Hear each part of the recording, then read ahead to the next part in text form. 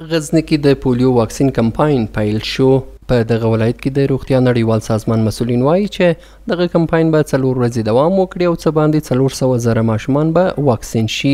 دوی له کورنیو غواړي چې په دغه کمپاین کې له ګرځنده ټیمونو سره مرسته وکړي او خپل ماشومان واکسین کړي.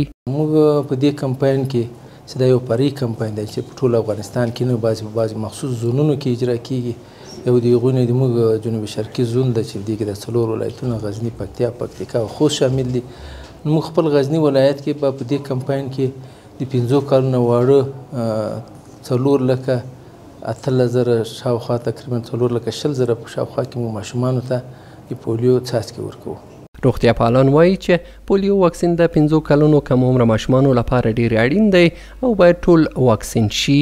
ټولو هیوادوالو ته خبر ورکول کېږي ټول هغه ماشومان چې عمرونه یې تر 15 کلنۍ ټیټ دي چې خپل ماشومان واکسین ته راوباسي او واکسین یې کړي، ځکه چې پولیو یو تلپاتې سارې فوق‌العاده ناروغي ده چې د تلپاتې معیوبیت سبب ګرځي. هیڅ علاج نه لري.